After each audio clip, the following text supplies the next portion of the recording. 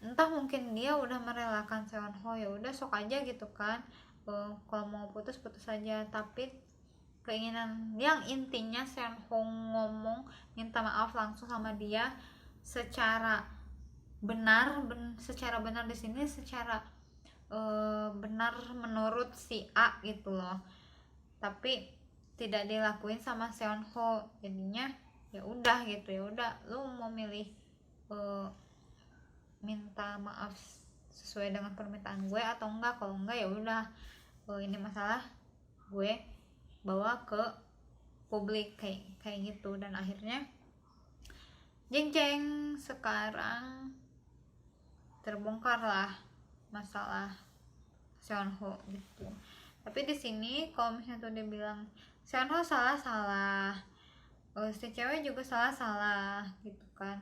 Mereka berdua sama-sama salah karena kalau misalnya tuh si A ini kan udah tahu kalau misalnya tuh rahimnya itu bermasalah, kesehatannya itu bermasalah. Kalau misalnya tuh eh, tidak memungkinkan untuk dia punya anak lagi, harusnya anak itu tetap dikip dong gitu, jangan diaborsi, harusnya kayak gitu. Cuman di sini aku ngelihat si A ini yakin kalau misalnya tuh dengan aborsi dia masih bisa punya anak, yang aku lihat ya. Karena kalau misalnya tuh benar-benar nggak bisa punya anak, nggak mungkin si A ini ngaborsi gitu aja demi uh, memilih si Seonho. Maksudnya dia nggak akan benar-benar ngaborsi kalau misalnya tuh nggak ada rencana B dan C gitu. Jadi dia memang tipe cewek yang pinter gitu, dia pinter untuk membalikkan fakta korbannya gitu, yang aku lihat seperti itu ya. Dan di sini juga aku ngeliat Seonho itu ya, kalau dibilang benar dia melakukan kesalahan ya benar gitu kan, itu benar adanya. Tapi di sisi lain ada sesuatu yang seharusnya Seonho ungkap tapi dia lebih memilih bungkam.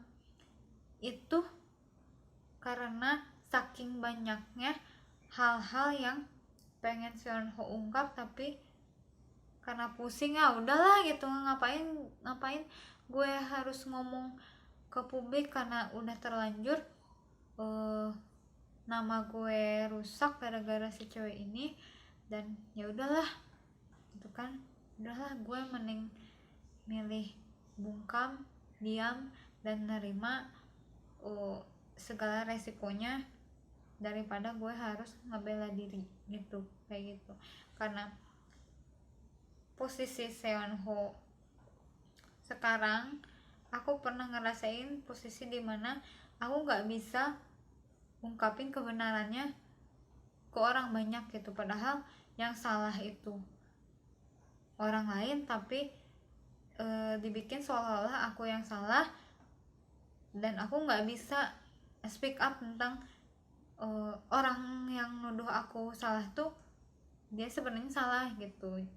Itu aku pernah benar-benar di posisi seperti itu. Jadi aku cukup ngerti kenapa Seonho lebih memilih bungkam, karena saking banyaknya dan saking banyaknya hal yang perlu diungkap, dan saking banyaknya orang-orang yang percaya sama seseorang yang bikin masalah itu ya. Kasarnya saking banyaknya yang tidak percaya sama dia, jadi dia ya udahlah lebih memilih bungkam. Dan sekarang aku ngelihat Seonho itu lagi benar-benar terpuruk, lagi benar-benar suram, lagi benar-benar depresi, dan dia bingung sekarang harus kayak gimana.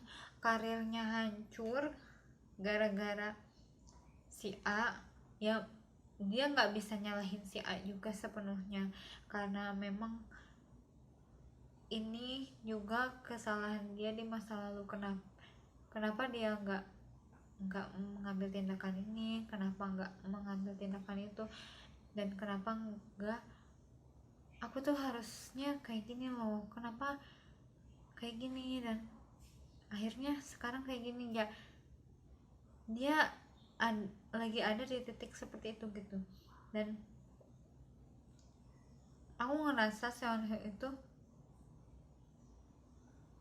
bener-bener bingung harus bersandar sama siapa, dan dia tuh kayak yang please lah tolongin gue gitu, dari titik ini gue pengen keluar dari titik ini, tapi nggak ada orang satupun yang percaya sama gue, karena itu karena dia pertama teman dia sedikit, dan kedua bukti-bukti yang mengarahkan Seonho itu salah itu banyak gitu. Kenapa dia lebih milih bungkam? Karena si cewek ini punya bukti yang akurat, sedangkan Seonho kalau misalnya tuh mau ungkapin kenapa dia melakukan itu, dia cuma bisa ngomong ngeberebet gitu aja gitu, sedangkan si cewek ini punya bukti berupa kayak SS-an, rekaman yang kayak gitu-gitu. Jadi lebih, kalau misalnya tuh dia mau nentang kasus ini, dia bakalan tetap kalah sama netizen, karena yaitu bukti yang dimiliki sama si A ini lebih meyakinkan publik daripada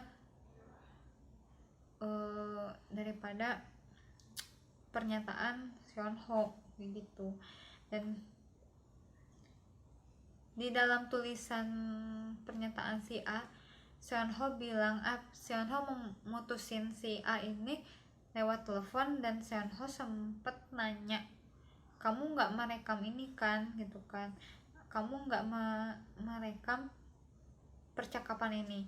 Nah, di sini yang aku pikir kenapa Seonho bisa nanya gitu, karena aku yakin banget kalau si A ini memang orang yang selalu nge-warning up ke semua orang. Jadi kalau misalnya tuh ada apa-apa tuh pasti dia dikit-dikit SS, dikit-dikit rekam.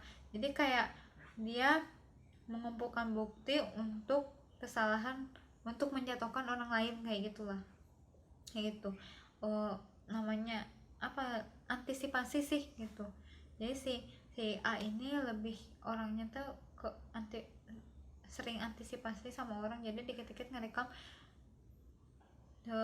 dengan pikiran mungkin aja si A si orang yang dia ajak bicara itu, lawan bicaranya itu melakukan kesalahan, jadi gue bisa nuntut dan ada bukti yang akurat. Nah kayak gitulah lebih tepatnya gitu. Tapi memang yang aku lihat Seonho itu lagi benar-benar terpuruk, depresi, pasrah dengan hidupnya, dan bingung nggak tahu kedepannya harus kayak gimana.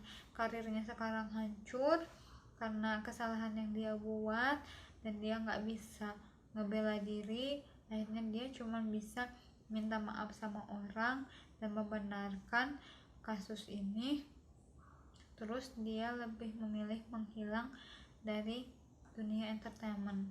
Entah kalau misalnya tuh kedepannya dia bisa tetap berkarir di dunia entertainment atau enggak, aku nggak yakin sih, karena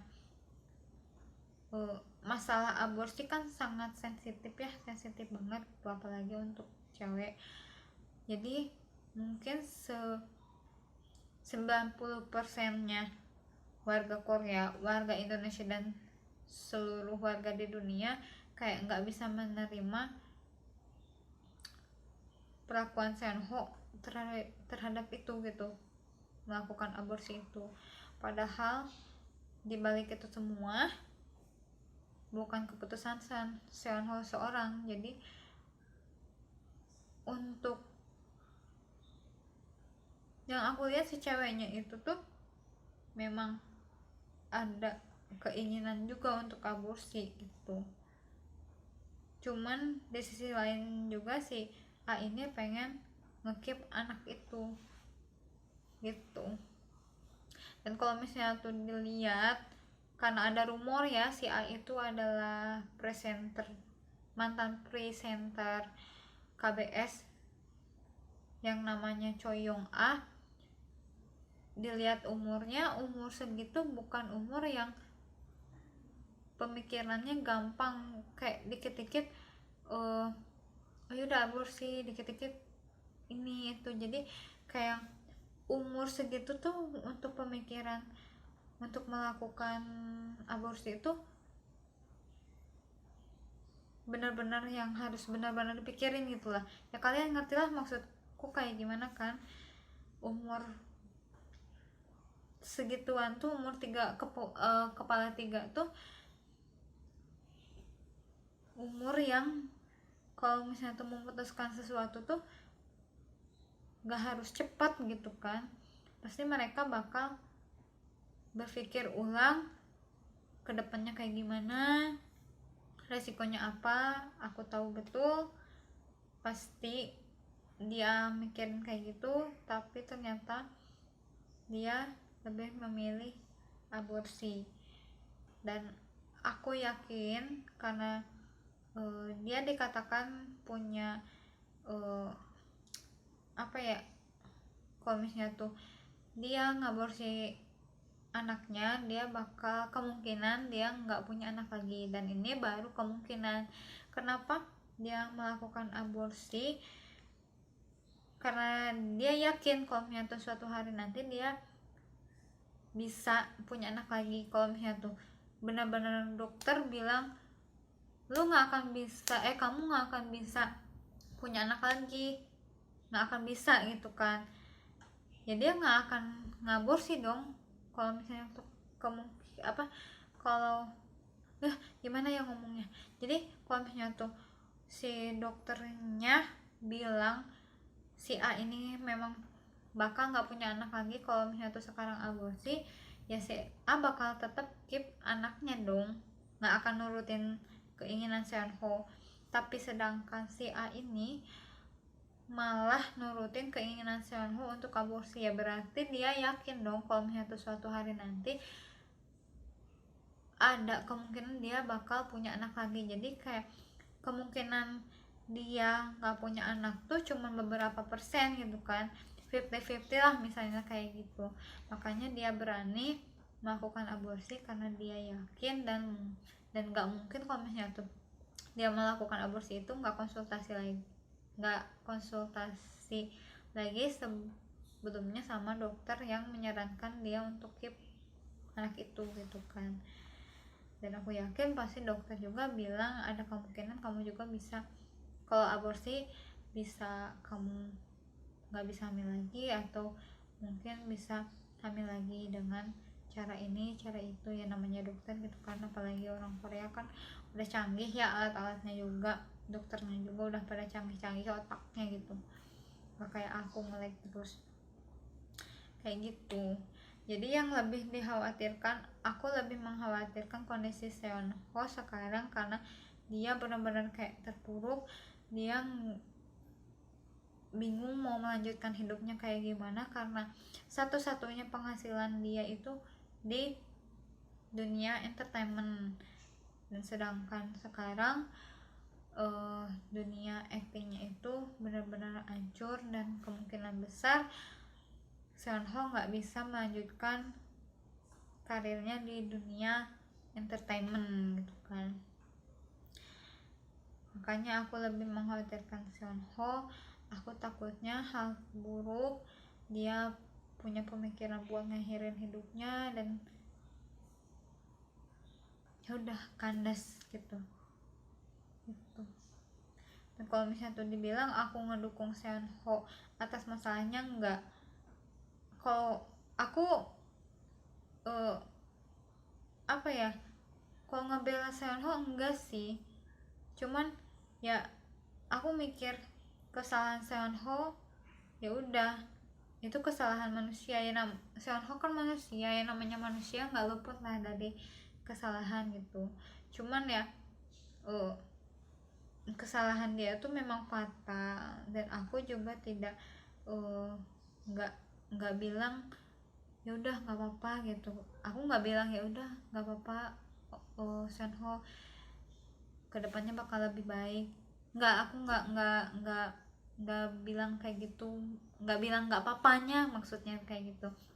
Cuman aku bilang ya udah, jadikan, aku pengen bilang jadikan masalah ini sebagai pelajaran hidup. Jangan sampai kedepannya kamu melakukan kesalahan yang lebih melakukan kesalahan yang sama atau bahkan lebih buruk dari ini gitu.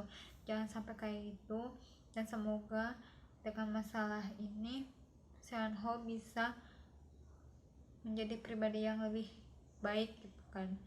Dan kalau dibilang aku tetap dukung Seonho, aku memang tetap dukung Seonho karena aku ngefans bukan karena sifatnya, tapi aku ngefans sama karya-karyanya, karena dia apa sih, main film tuh memang bagus. Jadi aku ngefans tuh gara-gara itu. Kalau misalnya tuh dibilang aku tetap dukung Seonho di dunia entertainment, ya aku dukung. Tapi kalau misalnya tuh aku nggak papain masalah dia tentang aborsi ini, aku no. Kalau salah ya tetap aja salah gitu kan. Aku nggak akan ngebenarin kesalahan orang lain itu, apalagi kesalahan yang fatal kayak gini. Mungkin segitu aja video aku ya. Sekali lagi mohon maaf kalau misalnya tuh banyak salah, banyak kurangnya. Kalau misalnya tuh aku sebutin satu-satu, aku sebenarnya masih banyak yang pengen aku sampaikan. Cuman kalau misalnya tuh aku jabarin satu persatu dari tulisan-tulisan si A, itu bakal panjang banget dan waktunya nggak akan cukup.